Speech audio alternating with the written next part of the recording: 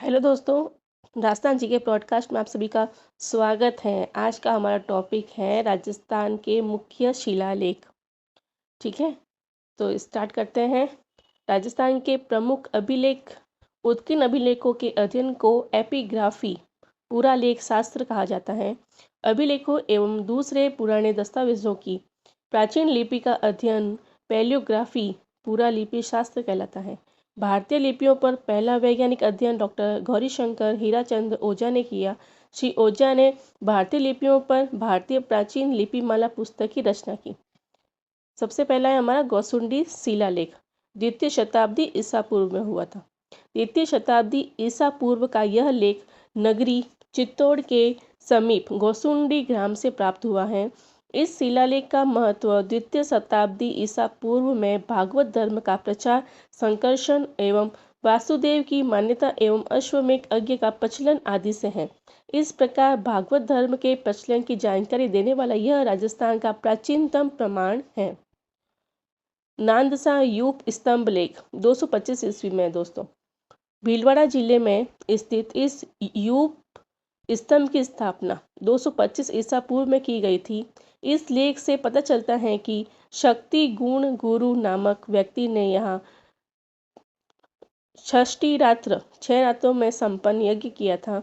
इस स्तंभ की स्थापना पश्चिमी शक क्षत्रपों के राज्यकाल में सोम द्वारा की गई थी। बड़वा स्तंभ लेख 238 और 39 ईस्वी में बारां जिले में अंता के समीप बड़वा ग्राम से 238 से 239 ईस्वी के पूर्व गुप्तकालीन 3 यूप स्तंभ लेख प्राप्त हुए हैं। इनमें त्रिरात्र यज्ञों का उल्लेख है, जिन्हें बलवर्धन, सोमदेव और बलसिंह नामक 3 भाइयों ने संपादित किया था। एक अन्य लेख में मौखरी वंशी धनत्रात्र द्वारा किए गए अपतोयाम, एक पूरे दिन के बाद दूसरे दिन तक चलने वाला यज्ञ का उल्लेख है। फिर हमारा गंगधार का लेख 423 ईस्वी।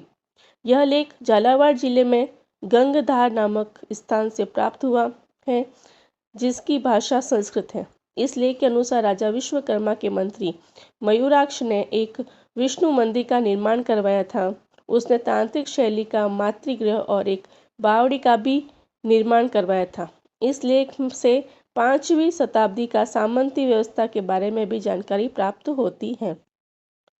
अगला है हमारा भ्रमर माता का लेख 490 ईस्वी।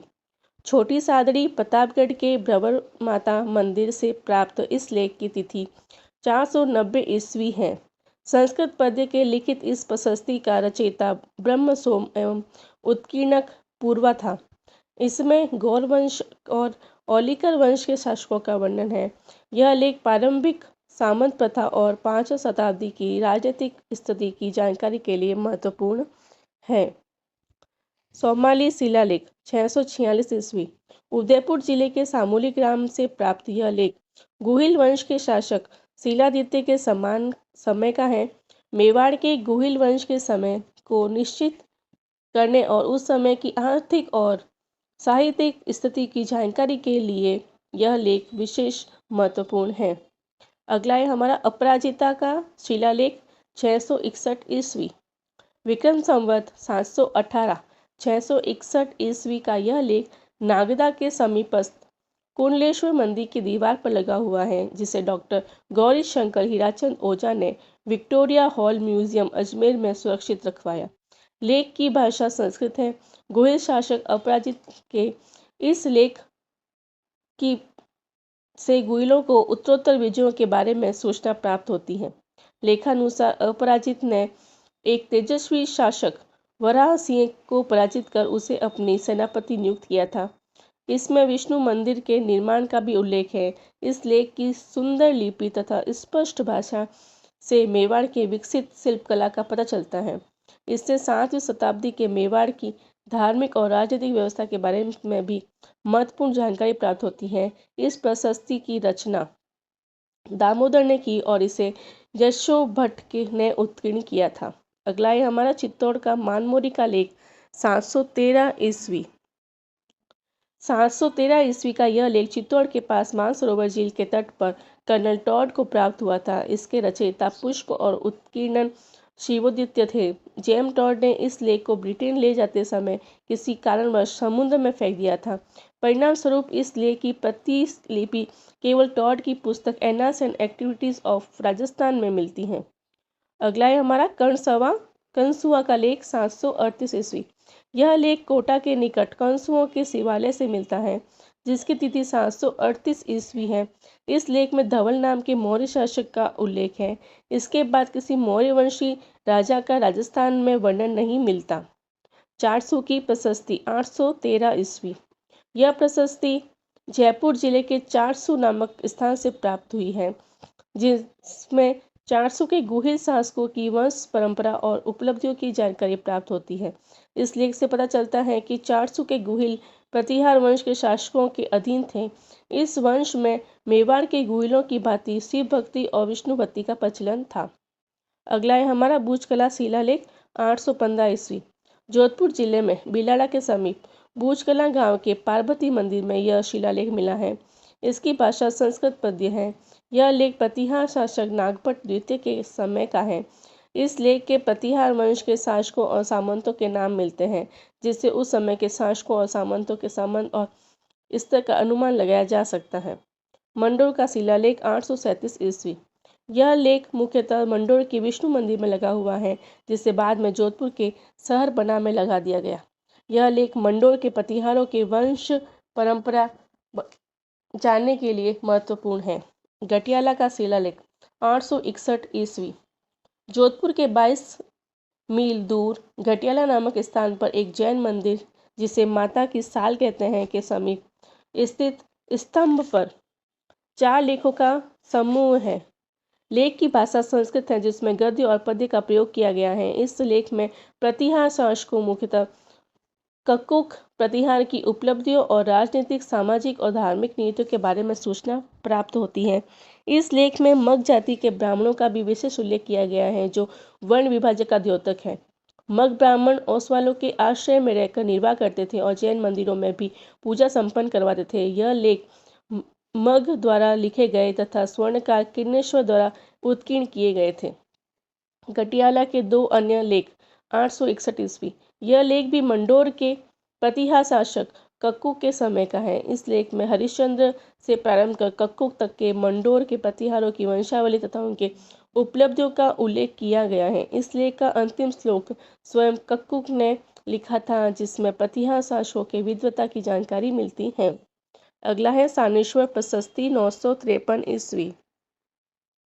यह प्रशस्ति उदयपुर के संस्थान में स्थित सानेश्वर नामक शिवालय के पश्चिमी द्वार पर छपने पर लगी हुई है। इसकी भाषा संस्कृत और लिपि नागरी है। इस प्रशस्ति से तत्कालीन शासन और कर व्यवस्था पर प्रकाश पड़ता है, जिसमें मेवाड़ के गुहिल वंशी राजा अल्लट और उसके पुत्र नरवाहन एवं मुख्य कर्मचारी के नाम पर उसके पद सहित दिए गए हैं। इस प्रशस्ति के लिपिकार कायस्थ पाल और वेलक थे। अगला है ओसिया का लेख 956 ईस्वी। यह लेख संस्कृत पद्य में है, जिसे सूत्रधार पदाजा द्वारा उत्कीर्ण किया गया था। लेख में प्रतिहार शासक वत्सराज की को रिपुओं का दमन करने वाला कहा है तथा उनके समय की समृद्धि पर प्रकाश डाला गया है। इससे उस समय के वर्ण विभाजन की भी जानकारी मिलती है। चित्तौड़ का लेख 971 ईस्वी। इस लेख में परमार शासकों की उपलब्धियों, उनका चित्तौड़ पर अधिकार, चित्तौड़ की समृद्धि आदि का प्रकाश पड़ता है। इस प्रशस्ति से में देवालयों में स्त्रियों के प्रवेश को निषिद्ध बताया गया और उस समय के सामाजिक व्यवस्था और धार्मिक स्तर पर भी स्त्रियों के साथ भेदभाव का परिचायक है। अगला है एकलिंग जी का नाथ प्रशस्ति 971 ईस्वी। यह शिलालेख उदयपुर के एकलिंग मंदिर के पास लकुलिश मंदिर में लगा हुआ है। यह प्रशस्ति मेवाड़ के राजनीतिक तथा सांस्कृतिक इतिहास को जानने के लिए उपयोगी है। इस प्रशस्ति के रचयिता आम्र कवि थे। गुहिल वंशी शासक नरवाहन के समय उत्कीर्ण इस लेख की भाषा संस्कृत और लिपि देवनागरी है। हर्षनाथ मंदिर की प्रशस्ति 973 ईस्वी। यह प्रशस्ति सीकर के हर्षनाथ मंदिर में लगी हुई है, जो संस्कृत पद्य भाषा में है। इससे चौहान शासकों के वंश क्रम एवं उनकी उपलब्धियों पर प्रकाश पड़ता है। इसमें वागड़ के लिए वागट शब्द का प्रयोग किया गया है। आहड़ का देव कुलिका का लेख 977 ईस्वी। संस्कृत भाषा में लिपिबद्ध यह लेख मेवाड़ के गुहिल शासक शक्ति कुमार के समय का है, जो आहड़ के एक जैन मंदिर की देवकुलिका के छबने में लगा हुआ है। इस लेख से मेवाड़ के 3 शासकों अल्लट, नरवाहन और शक्ति कुमार के समय की अक्षपटलाधीशों के बारे में जानकारी प्राप्त होती है। इससे अल्लट और प्रतिहार शासक देवपाल के मध्य युद्ध पर भी प्रकाश डाला गया है। इस युद्ध में देवपाल मारा गया था। मेवाड़ के प्राचीन शासकों और शासन संबंधी जानकारी के लिए यह लेख महत्वपूर्ण है। अगला है हमारा आहड़ का शक्ति कुमार का लेख 977 ईस्वी। शक्ति कुमार के इस लेख को कर्नल टॉड अपने साथ इंग्लैंड से लेकर गए।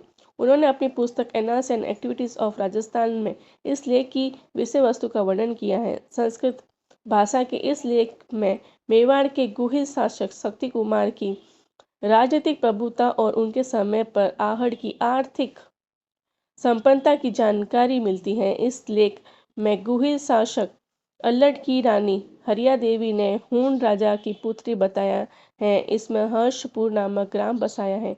इस लेख में गुरुदत्त से शक्ति कुमार तक की पूरी वंशावली दी हुई है, जो मेवाड़ के प्राचीन इतिहास के लिए महत्वपूर्ण है। जालोर का लेख।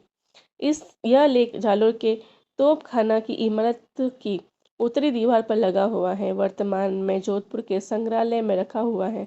यह जालोर के परमारों से संबंधित है तथा बताया गया है कि परमारों की उत्पत्ति वशिष्ठ के यज्ञ से हुई थी। इस लेख में जालोर के परमार वंश के संस्थापक वाकपति राज का उल्लेख है। चित्तौड़ का कुमारपाल का शिलालेख 1150 ईस्वी। चालुक्य सोलंकी शासक कुमारपाल का यह लेख चित्तौड़ के समबद्धेश्वर मंदिर में लगा हुआ है। इस लेख में चालुक्यों के यशोगान करते हुए मूलराज और सिद्धराज का वर्णन किया गया है। इस लेख से सिद्ध होता है कि चित्तौड़ का कुल समय चालुक्यों के शासन रहा था। इस प्रशस्ति के रचयिता दिगंबर जैन विद्वान राम कीर्ति था। किराडू का लेख। यह लेख किराडू बाड़मेर के निकट एक शिव मंदिर में उत्कीर्ण है। यह लेख एक प्रकार की राजाज्ञा है, जिसमें चौहान सामंत आल्हड़देव ने मास के दोनों पक्षों की अष्टमी, एकादशी और चतुर्दशी पर पशुवध निषेध घोषित किया था। दंड स्वरूप सर्वसाधारण से 5 द्रम और राज्य परिवार के व्यक्ति से 1 द्रम लेने की व्यवस्था से स्पष्ट है कि विशेष अधिकार का उस युग में मान्यता दी जाती थी। इस लेख में विभिन्न प्रकार के पदाधिकारियों का भी उल्लेख मिलता है। बिजोलिया शिलालेख। यह शिलालेख बिजोलिया के पार्श्वनाथ मंदिर के समीप एक चट्टान पर उत्कीर्ण है।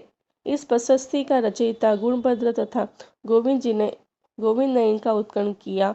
इसमें सांभर और अजमेर के चौहान वंश की सूची और उनके उपलब्धियों की जानकारी मिलती है। लेख में चौहान शासकों को वत्स गोत्रीय ब्राह्मण कहा गया है। बिजोलिया क्षेत्र, जिसे ऊपरमाल भी कहा जाता है, कि इस लेख में उत्तमाद्री कहा गया है। अनेक क्षेत्रों के प्राचीन नाम भी इस लेख से प्राप्त होते हैं। इस शिलालेख की भाषा संस्कृत है। इसमें 13 पद है। मूलतः यह लेख दिगंबर लेख है। इसको दिगंबर जैन श्रावक लोलाक ने पार्श्वनाथ मंदिर के कुंड निर्माण की स्मृति में लिखवाया। इसके देवालय निर्माण के अतिरिक्त चौहान वंश की जानकारी इस शिलालेख में जालोर के नाम जाबालीपुर, सांबर का नाम थाकम्बरी व भीनमाल का नाम श्रीमान मिलता है। टॉड के अनुसार बिजोलिया का वास्तविक नाम विजयावली था। इसी के साथ इस वीडियो का समापन करते हैं। आगे के लेख हम नेक्स्ट वीडियो में लाएंगे। तब के thank you so much and thanks for watching, और चैनल को सब्सक्राइब जरूर करिए।